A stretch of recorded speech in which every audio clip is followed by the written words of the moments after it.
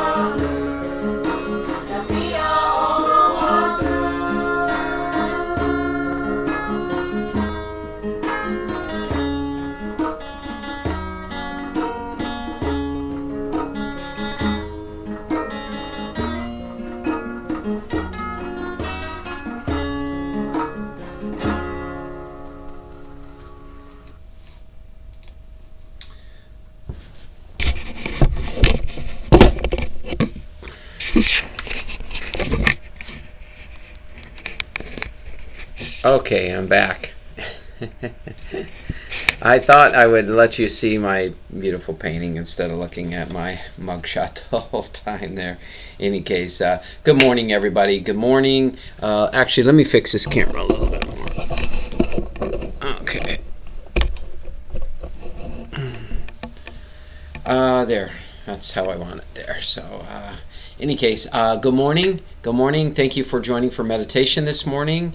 The song that you heard was, sorry, doing two things at one time here. The song that you heard was a song by Thich Nhat Hanh's monks out of Plum Village in Vietnam, and If you're familiar with Thich Nhat Hanh, he is a Zen Buddhist master who's won the Nobel Peace Prize, and it has written some wonderful books of really living as peace itself. Beautiful, beautiful person. Love him, and I enjoy the songs. And they have many songs from Plum Village is where they sing those from.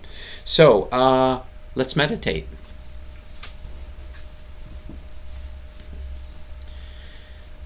So just getting yourselves nice and comfortable, preferably feet flat on the floor and your arms in an open position, but you know what, ultimately just being comfortable, and so that you can be conscious and aware during this this meditation, that you can be mindful conscious awareness.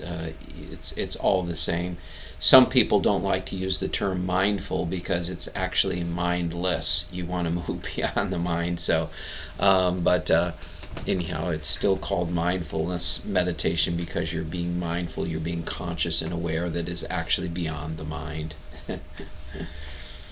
So just letting go of any of the past, letting go of any stress, any burdens, any worries,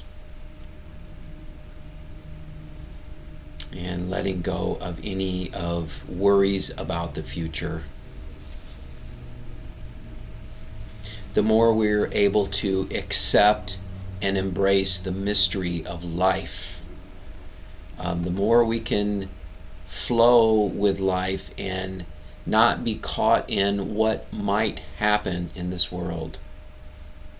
And let's face it, if we were to get caught up in what might happen, we would be filled with fear, most likely, because there's just, from a mental perspective, there's so many crazy things going on in the world. But from a spiritual perspective, everything is exactly the way it needs to be. And so just being here present in this moment. There's nowhere you need to go. There's nothing you need to do. And I just invite you to open your heart, open your mind to the infinite possibilities that are here right now in this very moment. And we've all searched and sought after peace and joy and love. And many here have sought after God as well, or whatever that higher source is for you, if there is one. We have looked and searched, and like anything, really what we're wanting, like anyone I should say, what we're really wanting is simply happiness. That's what everyone is really seeking, is they want to be happy. And some may say, well, no, I'm seeking God. But if God was misery, you would not be seeking God. You seek God because you believe God will bring you happiness. And it's fine. We don't need to, God is not concerned who you're seeking really. So it's really just about getting clear that everything we do, everything that we're seeking, everything that we're trying to figure out or solve problems, it's all in an effort to become happy. And I suppose the irony of it all is all that seeking, all that trying to figure out how to be happy is the very thing that keeps us from being happy. Why is that? Because when we are coming from the mind, the seeking, the needing to know the answers, trying to figure things out, trying to solve the mystery of how to be happy, all of these things are of the head and not of the heart. And so the more we can let go of those things, the more we can begin to recognize that we are everything that we've been looking for. All the peace, all the joy, all the love, truth. Many people exert their opinions and judgments and claim that they know the truth. And we see this. We certainly see it in politics, and we see it in religions. Even if you take something as simple as the Bible, which everyone claims to be the truth, and I'm not disputing whether it is or not, that's not what I'm bringing this up for, but if you even take that the Catholics may say something different than the Baptists, and the Baptists may say something different from the Episcopals, and every single religion claims that they know the truth. What is the truth? Is the truth just a series of beliefs and opinions? Because the mind tries to convince each person that it knows the truth. It tries to convince us, and our ego has bought into a lot of it. Even from ministers, priests, rabbis, whatever holy man, they have their own beliefs about their own scripture, and many of them try to convince you and persuade you what the truth is. I am not here to try to persuade you or convince you of anything. You do not have to believe one single thing that I say. Nothing. Not one single thing. And it needs to be that way because we each have a path that is calling to us. We each have this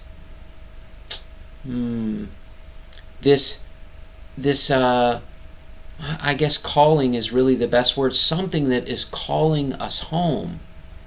And for some it might be Jesus, for some it might be Buddha, for some it might be nature, or some it might be God itself, some might be the sun.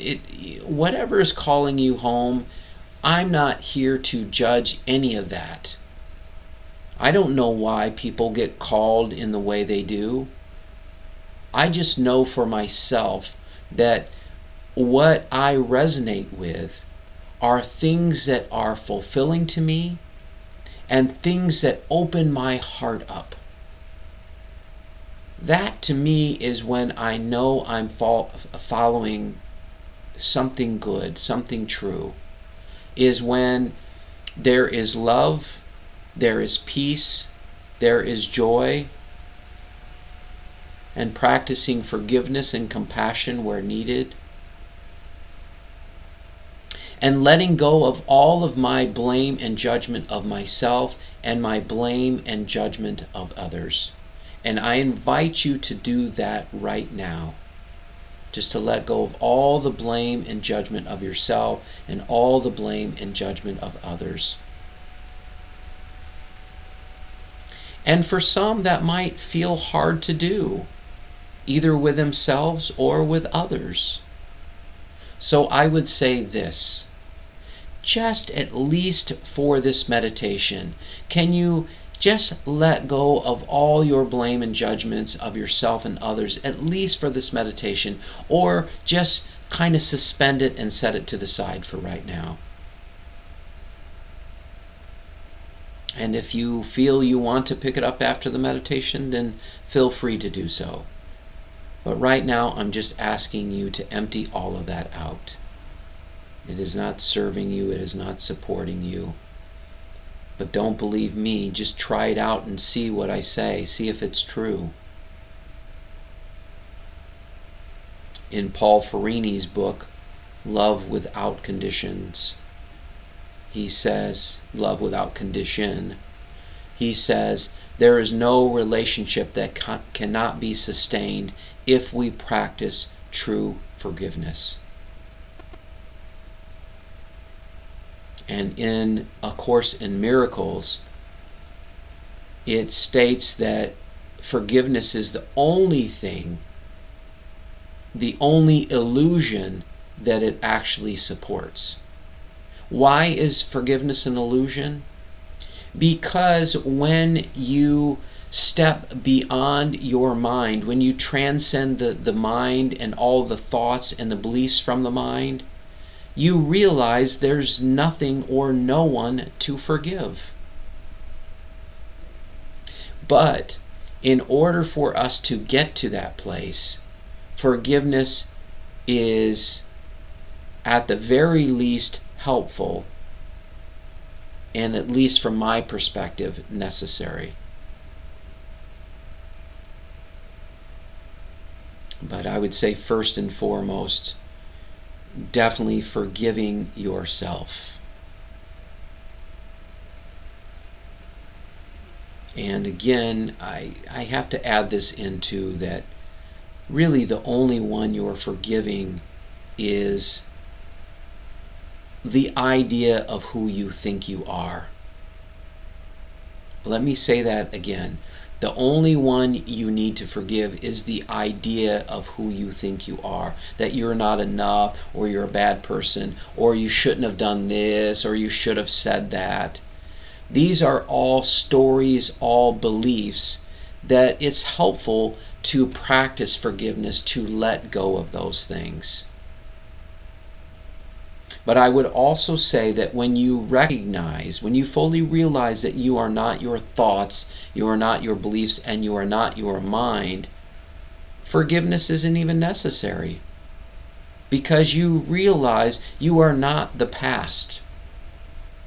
Any of those things that have happened, it's just where you were at the time. And you didn't have enough conscious awareness to choose differently. All the choices we make are choices that somehow we feel in that moment will be the best for our happiness. It doesn't mean it is for the best for our happiness. It simply means that's what we believe. And so people act out of greed, they act out of power, they act out of all these, maybe even evil acts, because somehow they believe what they're doing, what they're choosing, is going to bring them happiness. And it can be the most demented of things, the most evil of things, but there's something still within them that is unconscious and aware of the truth of who they are, and they're acting out from their egoic self, from the beliefs that have bought into the stories of who they think they are.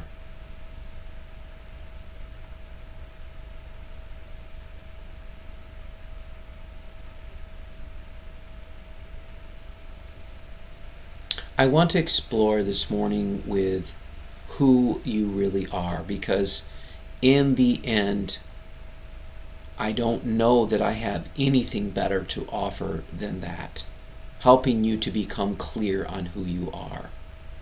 So first and foremost, I invite you to empty out, literally empty out and let go of any stories or beliefs or self-images of who you think you are. And I do mean everything. No matter whether you believe it's true or not, even the story that you're a man or a woman, the story that you're young or old, that you're fat or skinny, that you're black or white, I want you to let go of everything that you even know. Now, the ego and the mind can push back on this sometimes, because it might say, no, if I let go of everything that I know, then I'll be just a blubbering blob. I don't know the right word, but seems to fit. That I will be, I won't know anything. I'll disappear. I've made this choice a long time ago, and hopefully you can see that I am still here. And I think most would agree that I'm not crazy. There may be some that would dispute that, and that's okay. But to empty out so fully and so completely all these stories and all the past and just all these ideas of who you have thought yourself to be, so that that you can get out of the way, that your small self can get out of the way, and that you can connect and align and be your true self. There's an old story that talked about when God was to help people to awaken, he thought, how can I do this? How can I do this? Where can I hide the truth of who they are so that they can go through this journey of life to discover and recognize and realize who they truly are? And some said the top of a mountain, or to faraway lands, or somewhere up in space above them, up high above. And then there was the thought, the awareness to hide it within their heart. Who you are has always been you and will always be you. You cannot escape you. You can only have a belief that will block you, belief or beliefs that will block you from recognizing the truth of who you are right now in this moment. And the mind or the ego might say, I don't get that. I don't really get who I am. Who is it that is aware of the thought that you don't get it? You are the one perceiving that thought. What do you mean I'm the one perceiving that thought? Who is it that just perceived that question? Who is a witness to that question?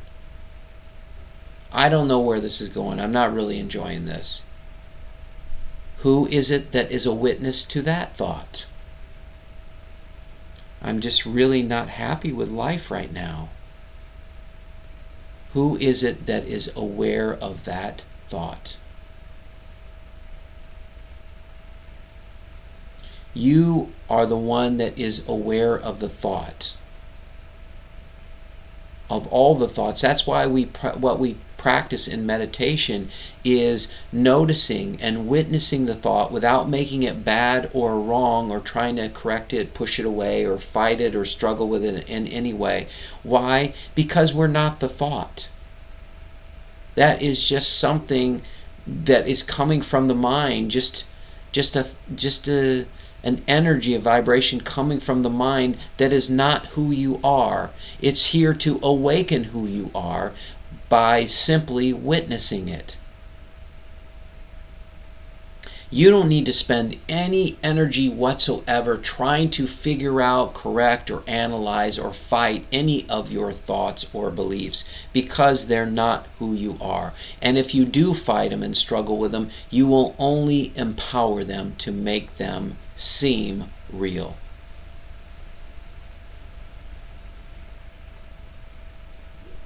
And all I'm inviting you to do is just to simply witness all of them. Man, I'm so frustrated. Can you just notice that thought? Oh, I'm just feeling so aggravated. Can you notice that feeling? You are the one witnessing it all, and you don't need anything in your life, anything in your body, anything in the world, and I say the body as outside of your true self. Your true self is formless, without any physical form whatsoever. But can you just witness all of it? And now you might say, okay, I can notice the thought, I can notice your voice, and so you tell me I'm the one that is noticing those things. I'm the one noticing my body. But I'm still not happy. Then I invite you to take a step back from that and witness witness the thought that you are not happy? Who is the one that is able to perceive that thought that you are not happy? And you say, okay, I'm aware of the thought that I'm not happy. Now I'm asking you to take one step further back. Can you be aware of the one who is aware that you are not happy? And then you are home. And if there's any thoughts or beliefs or feelings that comes up from this, simply be aware of those. You are the one witnessing it all.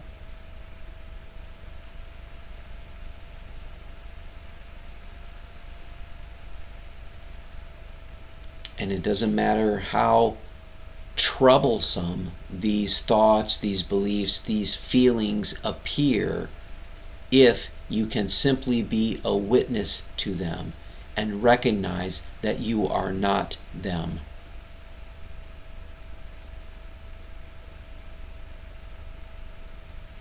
Now, I say this quite often because it's helpful for the ego sometimes. We have to somehow address the ego at times so that you can recognize that you are not the ego. You are not an idea or story of who you think you are. And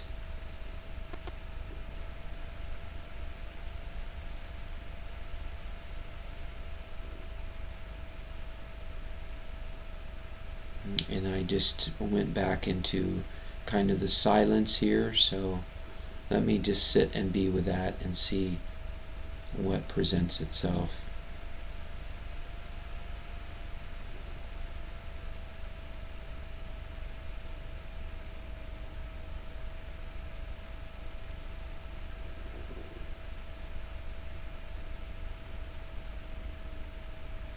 And just becoming aware of your breath.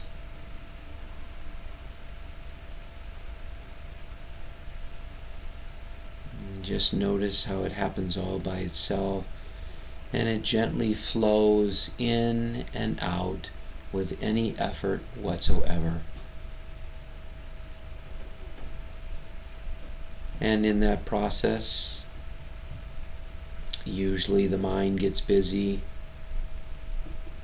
trying to convince you how you need to do certain things in order to be happy, how to convince you how you need to have what you need to do to have the best meditation, convince you of what you need to do or say to be loved by others, because if you're not loved by others, then certainly you can't love yourself.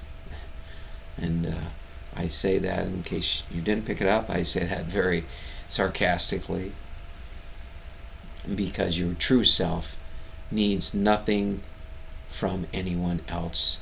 You are love, you are peace, you are joy, you are truth. And we certainly don't need any beliefs or ideas or approval from others for that to be so. Whether someone has something good or bad to say about you, you are still you. You are still that love, that peace, that joy, that emptiness.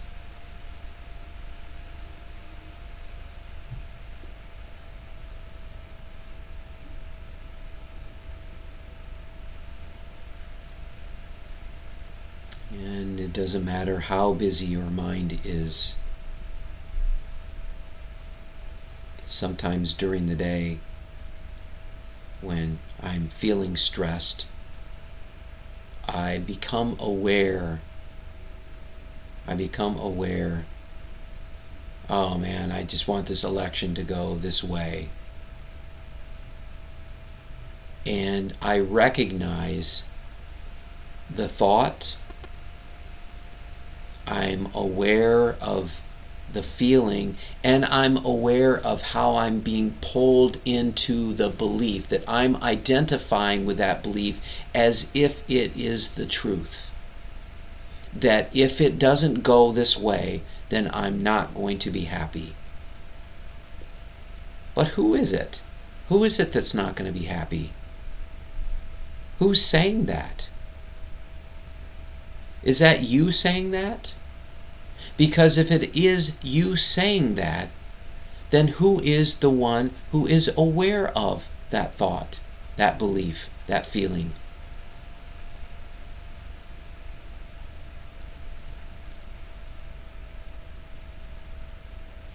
There will be a time, if you haven't already got it, you will get it. And thank you for staying with us. I'm committed, absolutely committed to all of you to continue to bring this until there is that shift, that awakening where you realize that you are not any thoughts or beliefs or any feelings. You are simply the one that is witnessing them, without a need to fix or change them, because you know that you are not them.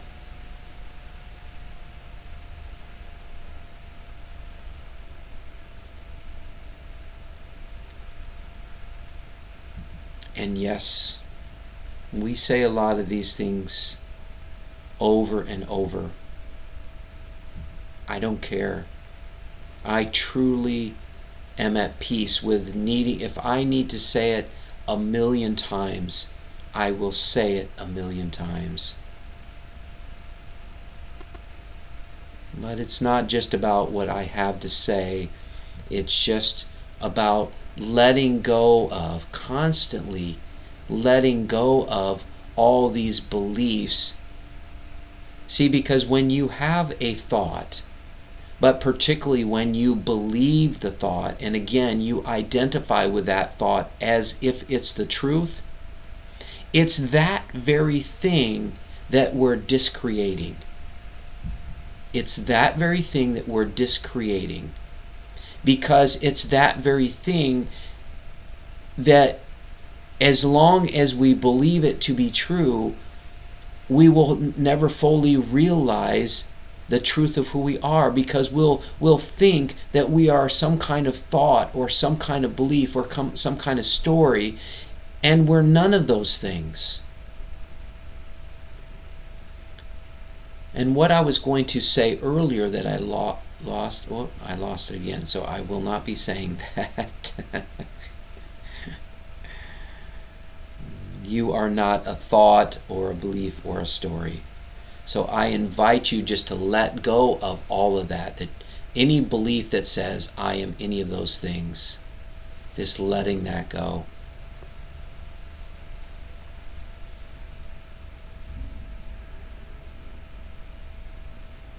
All your thoughts, all your feelings, all your beliefs will all someday fade away.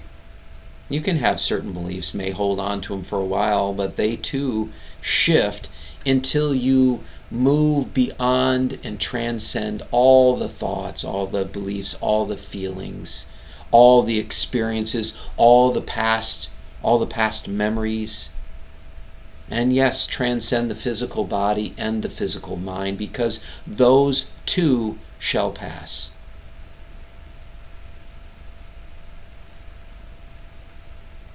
Who are you? You are the one that never passes, that never fades, that never diminishes. And nobody and no thing can ever diminish you. They may be able to diminish an idea or story of who you think you are. They may say that you're a no good SOB. Who is hurt from that? Is it you? Or is it a story or an idea that you've been carrying around of who you think you are, the one that cares what they think? I need their approval in order to be happy. Who is the one that is witnessing that thought, witnessing that belief?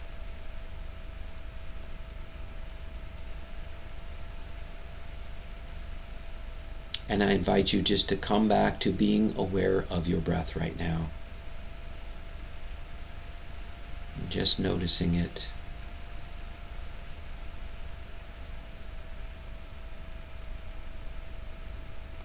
Your true self is beyond good or bad, right or wrong.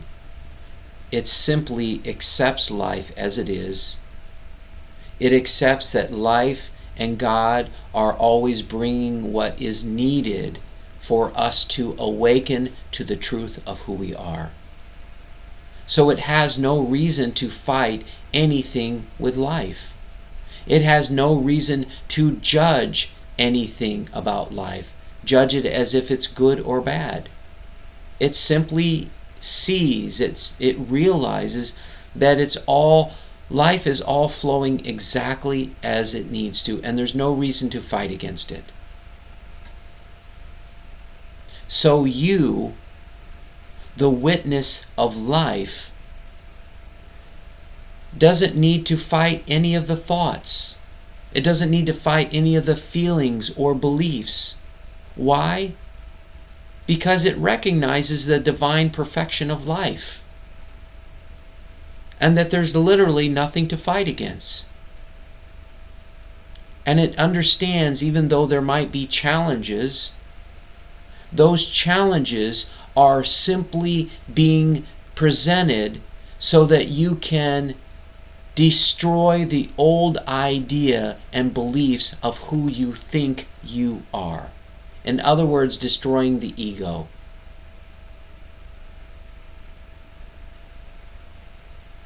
And that's what we're up to. Letting go of all these old beliefs of who you think you are, so that you can just be a witness without needing to fight or struggle against any of it.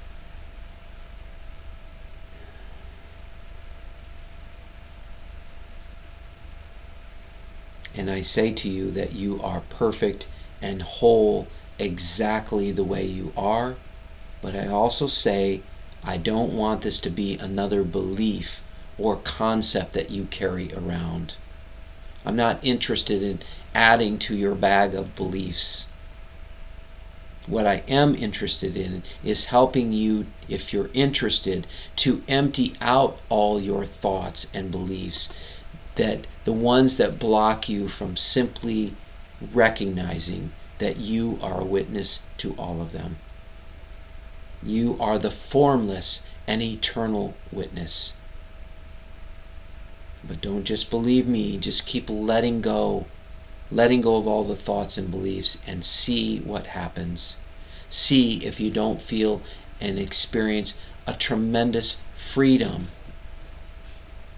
I don't even want to use the word tremendous, a pure freedom. A pure freedom from the mind, from the ego. A freedom from needing life to be any different than what it is.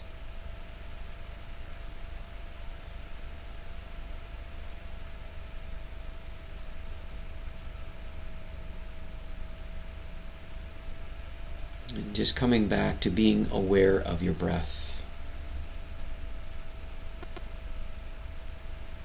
And just witnessing the thoughts when they come in, or beliefs or feelings, any of it that presents itself. And again, because there's the divine perfection with it all, there's nothing you need to fight against, there's nothing you need to correct or fix or change.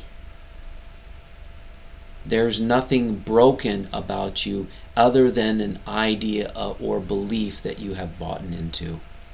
So I invite you to let that go and come back to being aware of your breath.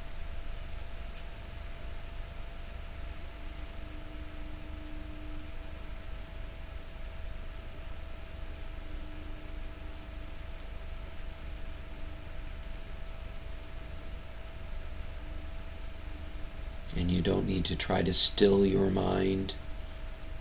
Trying will only put you in your head. Either you're having a still mind or you're not. And if you're not, there's still peace available by just accepting the busy mind. If you're grumpy and you accept your grumpiness, you can be at peace with the grumpiness. If you're feeling stuck, that's just another thought, an idea. If you can accept that you're stuck, there's peace with the stuckness. If you're feeling like a no good, mean bastard, and you accept that, there is peace with being a no good, mean bastard. It's only when we're fighting against our thoughts, our feelings, when we can just accept it and just observe it without needing to fix or change it, we can immediately experience peace. And now again, just come back to being aware of your breath.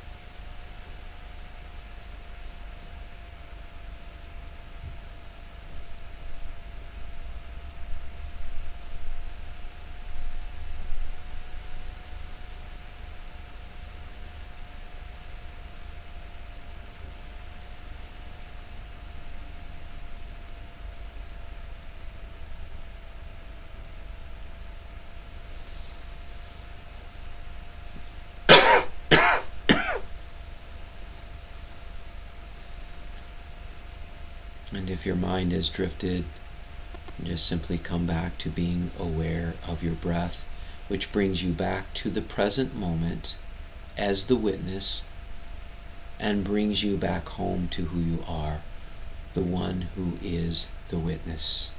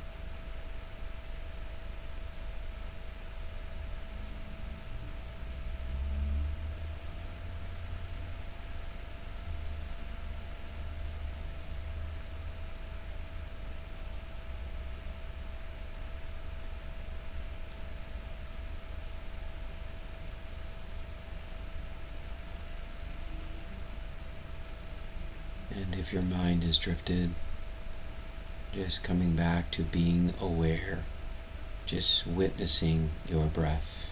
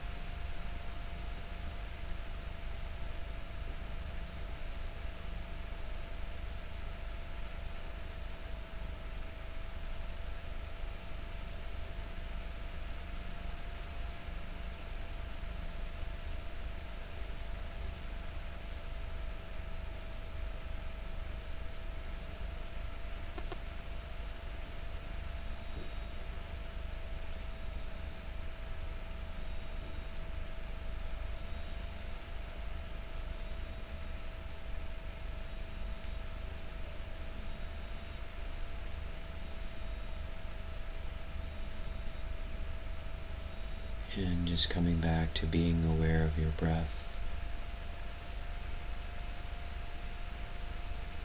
Consciously aware and practicing conscious awareness with your breath until your mind drifts, and then simply come back to being consciously aware of the new breath.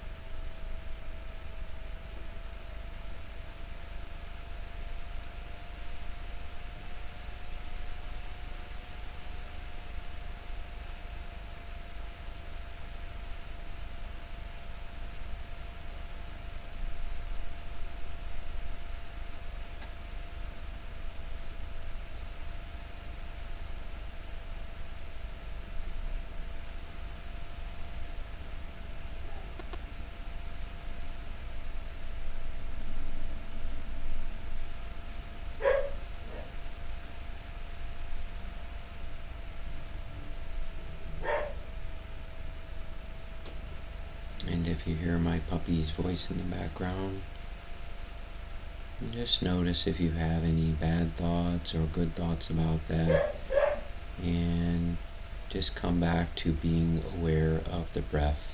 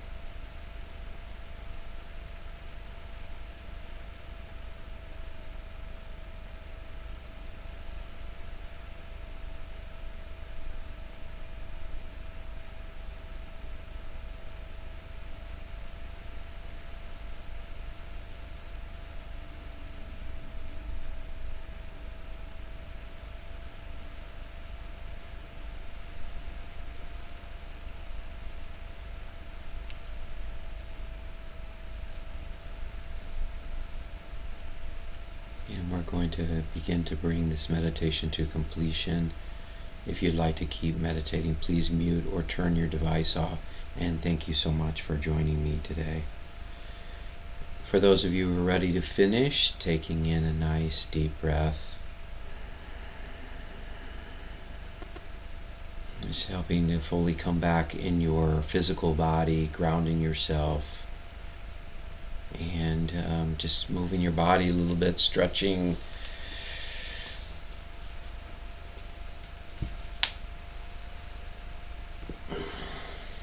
And taking your time and opening your eyes.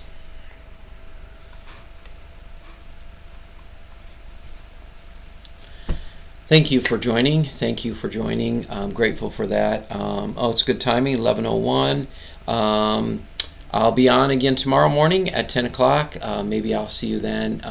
It's nice and beautiful and sunny in Detroit, but it's very chilly out there. But we're going to have some nice 60-degree weather this week, so I'm happy about that. Have yourself a beautiful week, you guys, and maybe I'll connect with you sometime during the week for meditation, all right? Namaste.